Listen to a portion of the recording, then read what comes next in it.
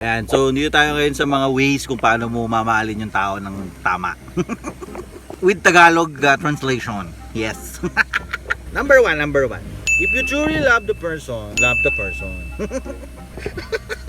kumbaga sa Tagalog, kung mahal mo yung tao, mahalin mo yung tao.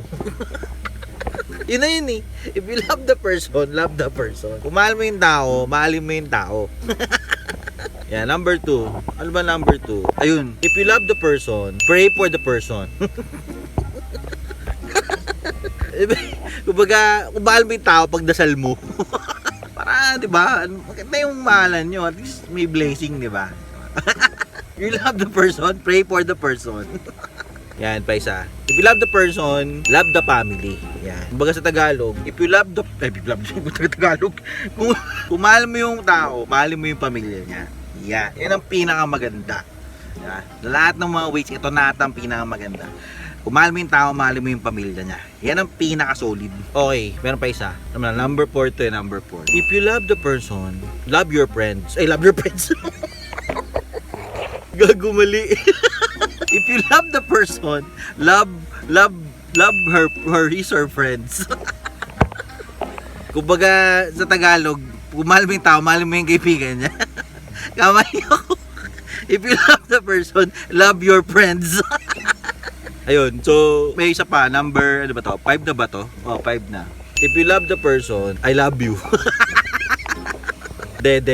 Ano yan? If you love the person, you should also love yourself. Yan.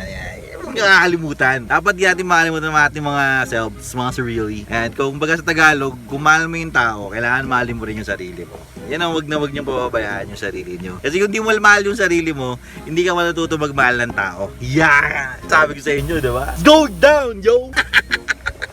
Ano ba? Meron pa isa eh. Ano yun? If you love the person, you have to smell her fart. Kumbaga sa Tagalog, kung mahal mo yung tao, kailangan mo yung utot niya. Kasi kung di mo kinaya yung utot niya, utang ina, di mo siya love. To guys, last na to. If you love the person, support her. Yan. Kung mahal mo yung tao, kailangan sinusupport mo siya sa lahat ng mga gusto niya. Supportahan mo siya lagi. Yan. Always support the person because that is the main thing. Suportahan mo yan kasi pag di mo sinuportahan yan, tangina, huwag ka na mag-girlfriend o mag-boyfriend. Mag-solo ka na lang.